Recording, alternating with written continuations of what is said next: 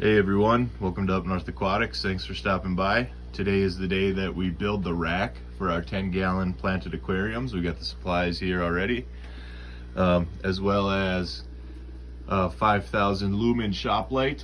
That should be okay for, the plants that we're growing, mostly low light anyway, and it is pretty much as high powered of a shop light as I can find. So, but we'll see how it goes. Step one here is I'm gonna have to drain this pond enough that I can move it 11 inches so that a cinder block can fit there, because this is just going to be cinder block and wood. Similar to what I have going on here, but instead of 2x4s I have 2x12s, because I can get ones with defects in them for free from my work and just cut the defects out.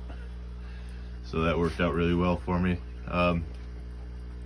So I have my siphon going, and I'm gonna scoop out most of the water into buckets, 5-gallon buckets in these 20-gallon tubs, so I can just put most of it back in, top it off with cold water, and it'll basically be my water change on the pond.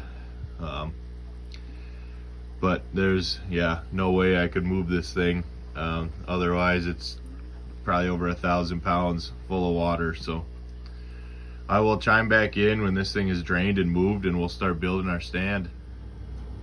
Alright guys, so here's how it turned out. Pretty simple.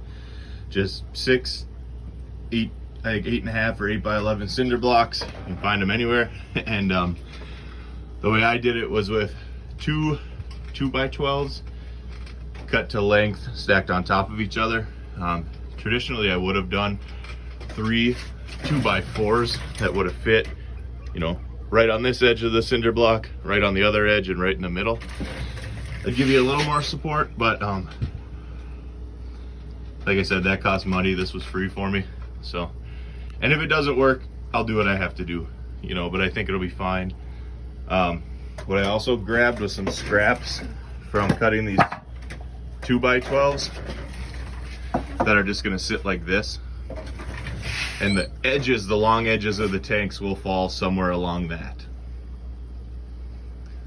That being that the long side of the tanks and all 4 corners are supported, which is the important part about, plastic frame glass tanks, is that the corners are supported. You can see over here with the frog tank and the green tank, that's all I did with them. They've been holding like that, for over a year, so totally fine. I didn't want to do this build right away. I wanted to wait till I have more supplies, but basically I got 2 of the tanks instead of 4 of them, which are over there.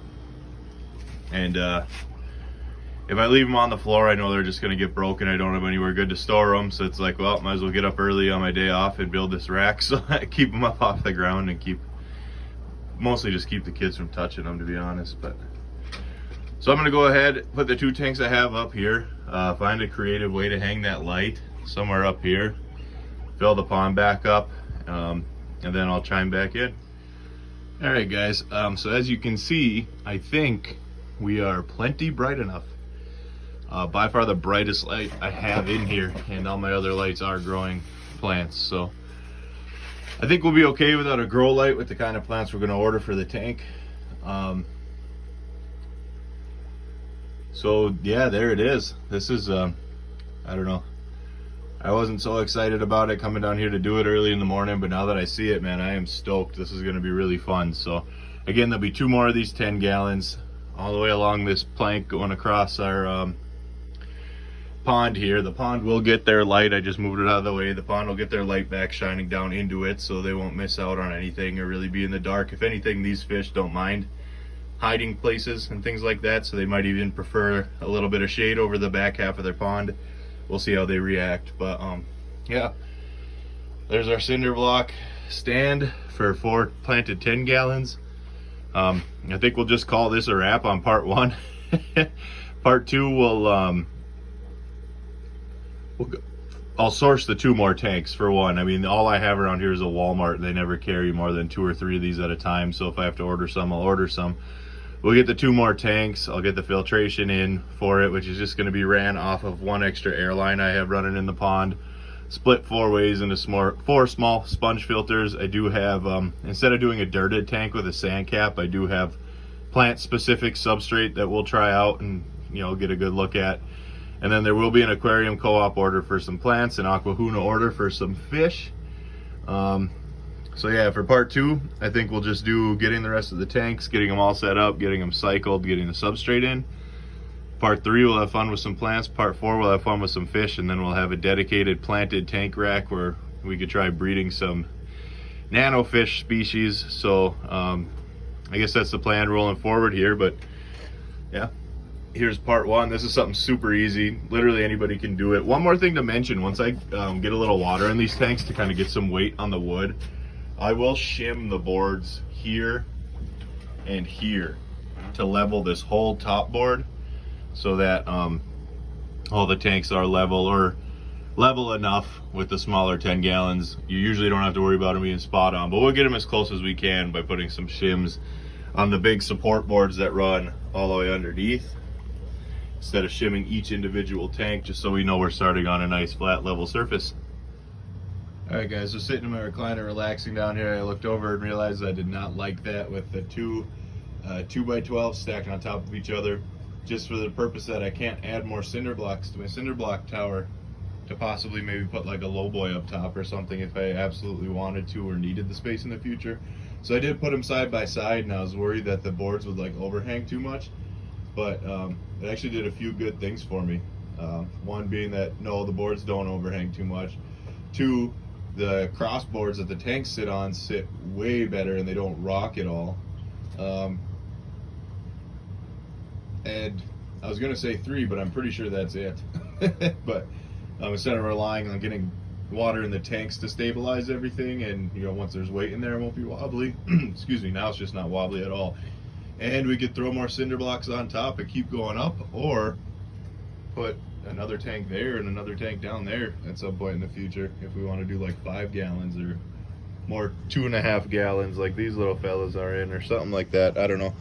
We can just gives us more options. So I figured I'd chime in and show you that, you know, you don't always have to follow a plan when it comes to this DIY stuff, and the plan you do make, you rarely ever follow anyway. You know, it seems so great in your head, and it even looked good on paper.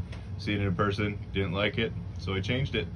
And there's nothing wrong with that. So, you know, never be afraid to try new things, try building things. But if it doesn't work out, you know, never be afraid to, you know, just try something else to see if it works. And in this case, I think it worked out really well. So, yeah, I guess that's my little bit of DIY advice for you guys. But cool. So this will work out great. All right, guys, that's it for part 1 of our nano fish planted tank build.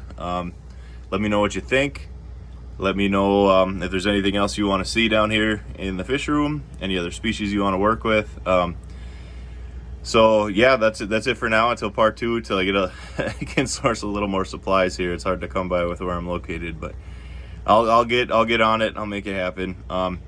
As always, thanks for stopping by, and you could follow Up North Aquatics now on TikTok at Up North Aquatics, all one word.